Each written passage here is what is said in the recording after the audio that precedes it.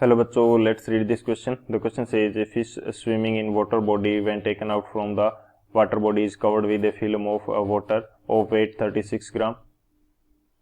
When it is subjected to cooking 800 degrees Celsius, then the internal energy for vaporization in kilojoule per mole is assumed steam to be an ideal gas. Given delta H vaporization for water 8373 Kelvin and 1 bar is 41.1 kilo joule per mole, R is equal to 8.31 joule per kelvin per mole. तो इस question के अंदर हमें दे रखा है कि एक fish है वाटर बॉडी के अंदर, जब उसको बाहर निकालते हैं तो उसके ऊपर 36 ग्राम की एक वाटर की फिल्म होती है। जब इसको 100 डिग्री सेल्सियस पे कुक करेंगे तो इसकी इंटरनल एनर्जी जो होगी वेपराइजेशन की वो कितनी होगी, ये हमें फाइंड आउट करना है। तो बात करते हैं हम लोग की कंसेप्ट की यदि बात की जाए की कंसेप्ट, तो हम यहाँ पे बात करते हैं कि वेपोराइजेशन बेसिकली होता क्या है।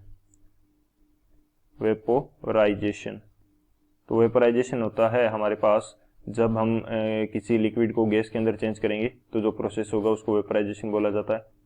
सो H2O लिक्विड है हमारे पास, उसको हम चेंज कर रहे हैं किसमें, H2O गैस के अंदर, तो ये क्या हो जाएगा, वेपोराइजेशन होगा। और यहाँ पे जो एंथैल्पी चेंज होगा उसको क्या बोला जाएगा, एंथैल्पी ऑफ वेपोराइजेशन, जिसको हम क्या बोलते हैं, डेल्टा एच ऑफ वेपराइजेशन, ये हम इसको बोलते हैं। सो एक तो ये हमारा जनरल कंसेप्ट हो गया कि वेपराइजेशन होगा क्या और एंथैल्पी ऑफ वेपराइजेशन क्या होगा। अब सेकंड हम बात करते हैं कि हमारे पास जो रिलेशन होता है delta H and delta U के बीच में वो क्या होता है। Relation between delta H and delta you.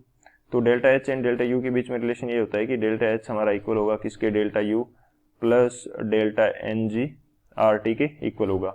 Delta H क्या है, enthalpy change of the reaction, delta U क्या है, internal energy change, delta n g हमारे पास क्या है, डेल्टा एन जी हमारे पास है difference between the number of moles of gases. So R हमारे पास है universal gas constant, T is the temperature. अब हमें फाइंड आउट करना है कि डेल्टा एन जी जो है ये हम किस प्रकार से फाइंड आउट करेंगे। तो ये हम फाइंड आउट करेंगे number of moles of gases in product minus number of moles of gases in reactant. तो इस प्रकार से हम क्या फाइंड आउट कर लेंगे, delta n g find out कर लेंगे। सो ये दो हमारे मेन की कंसेप्ट हो जाएंगे। इन दोनों की कंसेप्ट की हेल्प से इस क्वेश्चन को सोल्व करते हैं। अब यदि बात करूं मैं सॉल्यूशन की, तो सॉल्यूशन हमारे पास क्या हो जाएगा, सबसे पहले तो मैं ये देख लेता हूँ कि डेल्टा एन जी इस रिएक्शन के लिए क्या होगा। डेल्टा एन जी की बात की जाए तो रिएक्शन हमने फर्स्ट की कंसेप्ट के अंदर लिख रखी है कि वेपराइजेशन जो है वाटर का वो किस प्रकार से होगा। तो प्रोडक्ट के अंदर गैस के मोल कितने हैं, 1 मोल ऑफ वाटर गैसीय स्टेट के अंदर, और रिएक्टेंट के अंदर गैस का कोई भी मोल नहीं है। तो डेल्टा एन जी की वैल्यू कितनी आ जाएगी, 1 आ जाएगी। और सेकंड की कंसेप्ट के अंदर हमारे पास इक्वेशन क्या है, delta H is equal to delta U plus delta n g R T. मेरे को क्या चाहिए, इंटरनल एनर्जी के अंदर चेंज चाहिए, तो मेरे को चाहिए डेल्टा यू। तो डेल्टा यू जैसे मैं फाइंड आउट करूंगा तो ये हो जाएगा delta H minus delta n g R T. अब डेल्टा एच की जो वैल्यू है वो मेरे को क्वेश्चन के अंदर गिवन है, वो मेरे को कितनी देर की है, जो डेल्टा एच वेपराइजेशन है वो मेरे को दे रखा है 41.1 किलो जूल पर मोल। तो ये क्या है, 41.1 किलो जूल पर मोल है। डेल्टा एन जी की वैल्यू 1 है, आर की वैल्यू मेरे को 8.31 यूज करनी है, और टेम्परेचर जो टी है वो मेरे को दे रखा है 373 केल्विन।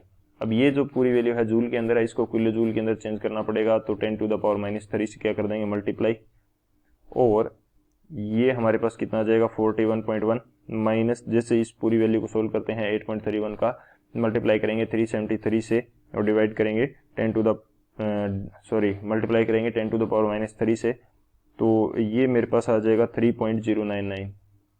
ये कितना आ जाएगा 3.099। तो डेल्टा यू की यहाँ से वैल्यू कितनी आ जाएगी, डेल्टा यू की जो वैल्यू आएगी निकल के वो आ जाएगी 38.001 kilo joule per mole. Change in internal energy हमारे पास कितना आ जाएगा, 38.001 किलो जूल पर मोल आ जाएगा। और इसको राउंड ऑफ करेंगे तो ये हमारे पास कितना आ जाएगा, लगभग 38 kilo joule per mole. So 38 kilojoule per mole is the final answer. I hope you understood it well. Best of luck. Thank you.